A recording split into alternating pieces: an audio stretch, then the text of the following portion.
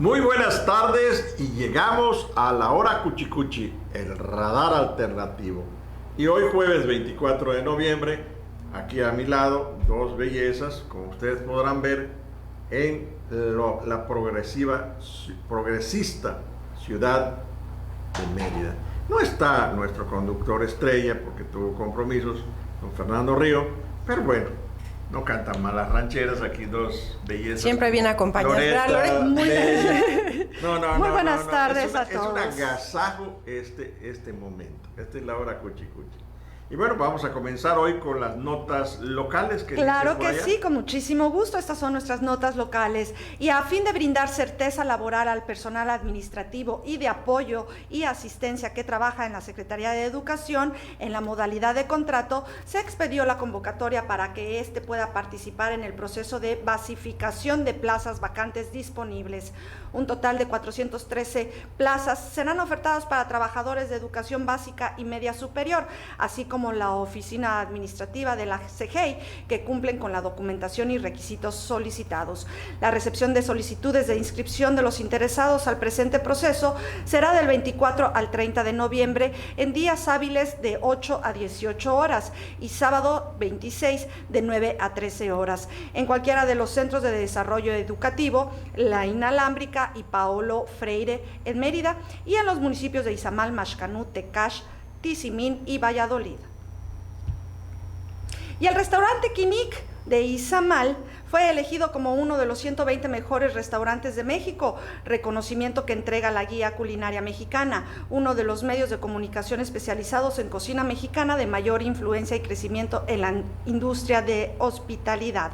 El Consejo Editorial Mexicano Gastronómico y la Academia Nacional de Votantes, con más de 50 miembros de reconocido prestigio que trabajan dentro del mundo editorial y de la gastronomía de todo el país, reconocieron en la categoría de cocina tradicional mexicana al restaurante izamaleño, que dirige su propietaria Miriam Azcorra, luego de aplicar una metodología basada en el cumplimiento de diversos ejes, explicó el director general de la guía, Claudio Poblete. Manifestó que la Guía Culinaria Mexicana no es una guía que otorga estrellas, tenedores o puestos en un ranking, sino que es una ventana que abre la mirada al trabajo de restauranteros mexicanos que dan empleo a más de 250,000 personas, lo que se traduce en más de 1 millón de mexicanos que se benefician de su esfuerzo. Y pintura, instalación, escultura, fotografía y dibujo componen la exposición que inauguró anoche la Jornada de Cultura Cubana en Mérida, todo mezclado en el Centro de Artes Visuales. En representación del gobernador Rolando Zapata Bello, el titular de la Secretaría de Culturas y Artes, Roger Metti, encabezó la apertura de la muestra que reúne el trabajo de 9 artistas antillanos. Ante los expositores, el cónsul general de Cuba, Mario Jorge García Cecilia, y el presidente de la Cultura en Yucatán, Roberto Abraham Mafut, el funcionario estatal expresó que la relación entre nuestro estado y la isla va más allá de los lazos comerciales, pues compartimos música, danza, gastronomía y otras tantas disciplinas que nos hacen la vida más disfrutable.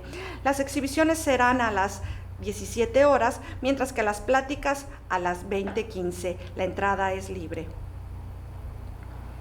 Y el Servicio de Administración Tributaria, el SAT, anunció que reforzará la vigilancia fiscal en la entidad, pues ha detectado empresas yucatecas que emiten facturas para respaldar operaciones inexistentes. En lo que va del año a nivel nacional, se reportan 1,336 contribuyentes que la autoridad calificó como presuntos facturadores de operaciones inexistentes, mismos que significan una erosión tributaria de alrededor de 300,000 millones de pesos. En Yucatán, personal de la Administración Local del Servicio de Administración Tributaria clausuró 2 establecimientos en Mérida por problemas fiscales.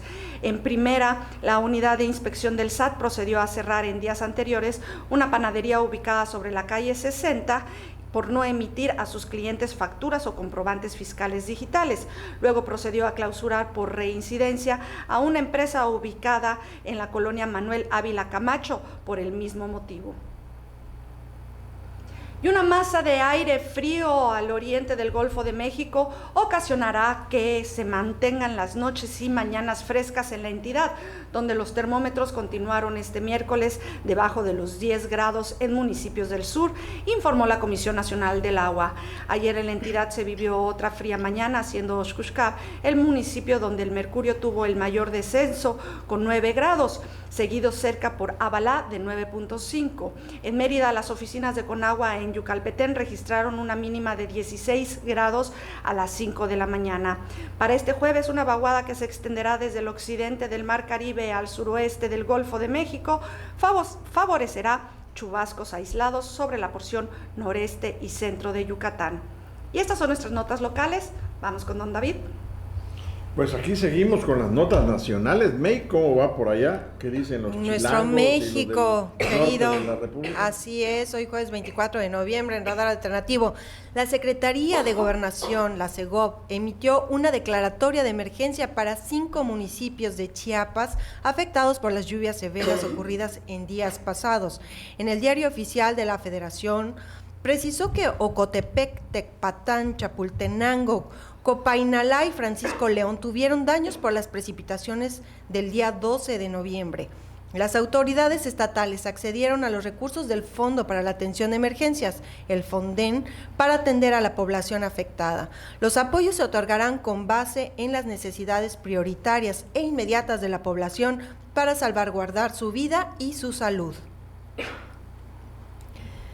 En los últimos 5 años, alrededor de 4 niños al día murieron por homicidio en México, reportan cifras de UNICEF.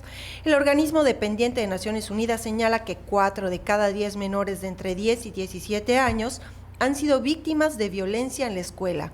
Asimismo, ONU destacó que el 54% de los menores en el país viven en pobreza.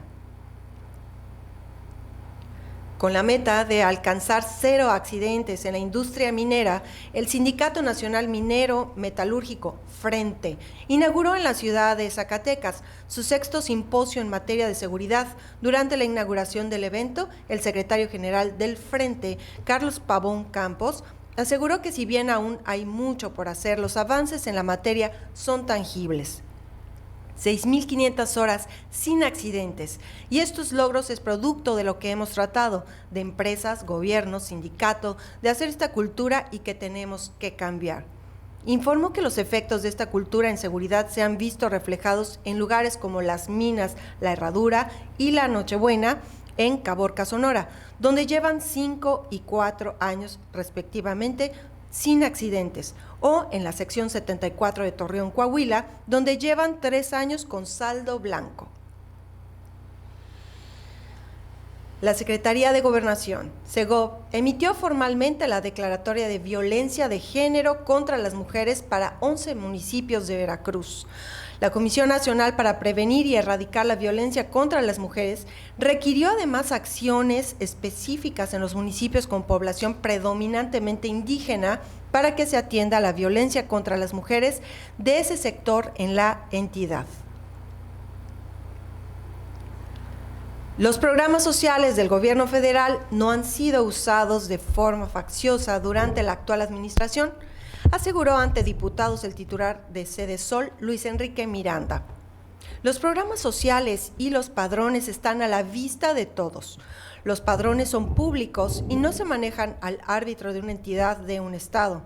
La madurez democrática con que ha crecido México impide que se utilicen estos programas de manera facciosa.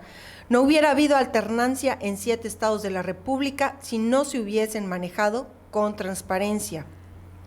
Al parecer, ante comisiones de la Cámara Baja como parte de la glosa de 4º informe de gobierno, Miranda Nava propuso formar una comisión conjunta entre la Cámara de Diputados y el Senado de la República para otorgar transparencia y veracidad a los padrones para que estos no crezcan de manera desorbitada, y se comprometió a no visitar los estados donde habrá elecciones en 2017. Informó que de acuerdo con Coneval, 55.3 millones de mexicanos viven en pobreza, de los cuales 11.4 millones son pobres extremos, incluidos 7 millones que viven en pobreza alimentaria. Pues estas son nuestras notas. a nivel nacional. Esto es lo que está ocurriendo. Muchas gracias, May. Y bueno, pues ahora vamos a darle paso al radar alternativo de hoy, jueves 24 de noviembre. Lo fechamos para que quede constancia y que está relacionado a el salario mínimo. Y dice así: las políticas públicas referentes al salario mínimo nacional, SMN por sus siglas, se aplican sobre el trabajo del hombre o la mujer que prestan sus servicios a una institución, a una empresa o en forma doméstica, dizque para regular el flujo monetario, evitar la inflación y mil lindezas más, mismas que aprovechan los patronos para que sus finanzas sean de su agrado. De acuerdo con lo que rige en dichas políticas públicas, es la remuneración mínima, salario mínimo o sueldo mínimo, o como se le quiera llamar, la cantidad mínima de dinero que se le paga a un trabajador en un determinado país y a través de una ley establecida oficialmente para un determinado periodo laboral, hora, día o mes, que los empleadores deben pagar a sus trabajadores por sus labores. Esta reglamentación fue establecida por primera vez en Australia y luego en Nueva Zelanda en el siglo XIX. Los costos y beneficios de los salarios mínimos legales son aún objeto de debate. La cuantía del salario mínimo se utiliza para establecer el salario máximo. El salario, generalmente se expresa en unidades monetarias, por jornada de trabajo, por ejemplo, y que no se puede pagar menos de 6 euros, dólares o libras esterlinas, ojo con esto, a un trabajador por cada hora de trabajo. Cada país suele establecer las normas legales que regulen el salario mínimo y los mecanismos para determinar periódicamente su monto, generalmente en forma anual. El salario mínimo es susceptible al valor de las monedas y a la inflación debido a que durante las devaluaciones monetarias, como está sucediendo ahora, el trabajador pierde poder adquisitivo. Lo mismo ocurre con los periodos inflacionarios. Para restablecer el mismo poder adquisitivo se dan los aumentos del salario mínimo de emergencia. Ojo, porque esto es importante. De acuerdo a la Comisión Nacional de Salarios Mínimos, la CNSM, por sus siglas también, se estableció que para el 2016, que ya finaliza, la suma cantidad de 73.04 pesos día, tomando en consideración un aumento del 4.2% en relación al año anterior, o sea, el 2015, según dijo el señor Basilio González Núñez, presidente de la CONASAMI, o sea, la Comisión Nacional de los Salarios Mínimos. Y vamos a estar con algo de historia. Hay diversas teorías económicas acerca de las consecuencias del salario mínimo. Según ellas, las consecuencias pueden ser positivas o negativas. Consecuencias positivas que suelen atribuir al salario mínimo: reducción del trabajo mal pagado, que puede ser visto por explotación laboral, es decir, injusto y de explotación.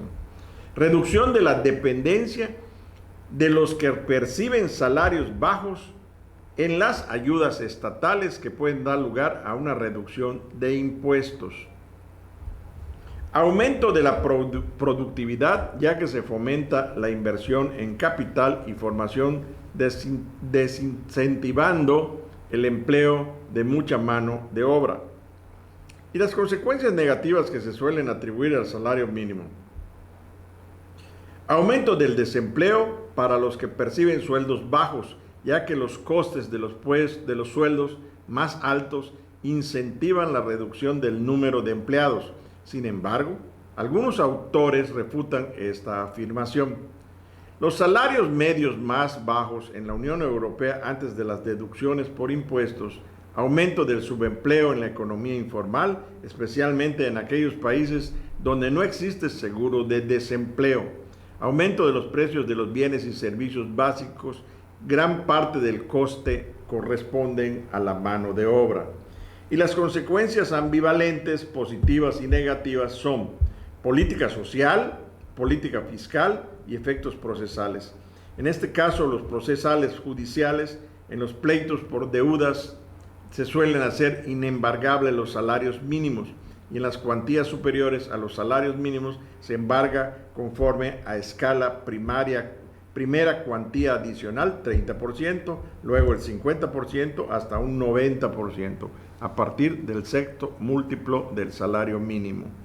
La otra cara, el salario máximo, en relación con el salario y el salario mínimo, es la retribución máxima legal que pueden recibir un trabajador por cuenta ajena, o en su caso, un representante político, un miembro de un gobierno, un inversor, un directivo o ejecutivo empresarial, un financiero e incluso un empresario.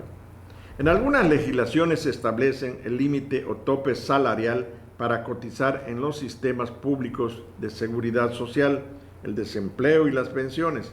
En los últimos años, con la aparición de la crisis económica del 2008 al 2014 y un alto desempleo, han surgido reivindicaciones de un límite salarial o salario máximo o retribución máxima que realizan economistas, sindicatos o partidos políticos de izquierda e incluso desde proyectos económicos como la economía del bien común, o sea, la economía derecha, de los de la derecha. Colofón. Como vemos, en México no existe la dicha ley del salario máximo, que bien sería para regular la voracidad con que se despachan los funcionarios y disques servidores públicos, políticos y demás chinches de la fauna del sistema. Es la ley del embudo, lo ancho para ellos y lo angosto para los parias del destino. ¡Cuánta ignominia! De acuerdo a las últimas noticias provenientes de hasta nuestros buenos vecinos del norte, los gringos pues, con la deportación anunciada por el psicópata mayor, Mr. Trump, al querer deportar a 11 millones de mexicanos que ya han aprendido cómo se trabaja en esos lares, a ganar en dólares por hora, esto es 10-1 por hora, la diferencia sería impactante y metería en un brete al gobierno mismo, a las empresas y a todo aquel que requiera de su trabajo, pues también contagiarían el nacional que exigiría tabla rasa para ellos, pues ardería Troya. Y mejor lo dejo sobre la mesa, que dicen aquí mis bellezas. Pues sí, qué barbaridad, ¿no? Que haya tanta disparidad entre algunos sectores de la población y que no sé, y que sea un mundo de fantasía prácticamente lo que usted acaba de leer, ¿no? De que hay salarios que se tasan increíblemente altos en algunas esferas políticas, algunas esferas económicas. En la división que hay en la República Mexicana, por ejemplo, en el norte se paga mucho mejor que en el sureste. En el sureste es irrisorio prácticamente aunque se vive mejor el nivel de vida, la calidad de vida, pero sí se nota mucho el corte de los salarios que se dan hacia el norte de la ciudad y hacia acá. Y ojalá que se hiciera el Mexican Dream, ¿verdad? Sí. Que diéramos el cambio realmente. La voz del pueblo. La tristeza aquí es que se tenga que generar un salario mínimo debido precisamente a todas esas cuestiones de esclavitud que luego puede tener el pueblo en general en todos los países. El problema es que a final de cuentas lo utilizan como solamente te voy a pagar esto. ¿Por qué? Porque es el salario mínimo y sabemos perfectamente bien que ni el que dan en el norte es un salario para que pueda vivir cuando menos una familia de 4 integrantes. Necesita haber más capacitación por parte de las personas encargadas de los negocios, los empresarios, porque todo se lo echan a su bolsa y no es justo. Tienes que tener a un empleado bien pagado, a un empleado bien capacitado, un ambiente de trabajo agradable y te aseguro que tu empresa va a ser muchísimo mejor. Pues sí, como estamos escuchando aquí las dos voces autorizadas a mis costados, así es, pero ¿qué va a pasar con toda esa gente que dicen que van a deportar cuando ya han aprendido tecnologías nuevas, cuando se han capacitado como debe de ser? Ya ¿qué tipo de trabajo les podemos ofrecer nosotros? En realidad, la industria mexicana ha sufrido cantidad con todo lo que ha sido. Somos más importadores que exportadores, es la realidad. Exportamos solamente materia prima y allá se transforma y nosotros pagamos esos costos.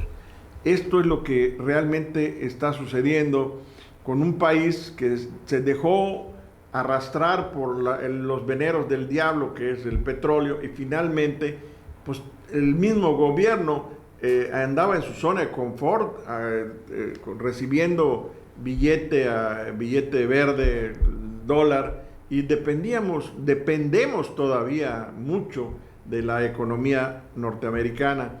Pero ahora que ya tenemos esto de que nos quieren quitar o que se quieren salir del Tratado de Transpacífico y van a revisar el Tratado de Libre Comercio de Canadá con Estados Unidos y México, entonces ya empiezan a despertar. Bueno, ¿qué hacemos? ¿Dónde está? Y el monstruo todavía sigue. ¿Qué es lo que pasa? Esto es lo que el gobierno y los mexicanos debemos de tener conciencia para sacudirnos esa modorra y entrarle y agarrar el toro por los cuernos, porque esa es la realidad. No nos vamos a morir, ni va a ser catastrófico en el aspecto, porque tenemos muchos recursos naturales, tenemos gran cantidad de cosas: minería, pesca, ganadería, la industria automotriz, las manualidades, y hay cientos y miles de cosas que nosotros podemos hacer, pero hay que revisar estas cosas que han sido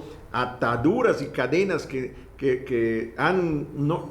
Lo que pasa es que al no pagarle bien al trabajador, pues no hay un consumo que se pueda generar, y tampoco la industria, pues dice, si nadie me consume, ¿para qué hago, no? Así es, no hay un flujo realmente económico.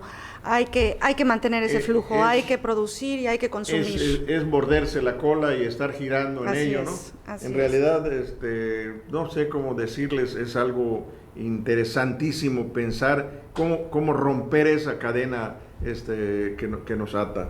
Tecnificarnos, ¿no? Hay que tecnificarnos, especializarnos en algunas cosas, industrializar lo más que se pueda a todo el país, no solo como se dio aquí en el sureste, que comercialmente hablando se dio nada más, fomentar la industrialización de este lado igual, de la República, y pues bueno, pues trabajar y echarle todas las ganas del mundo.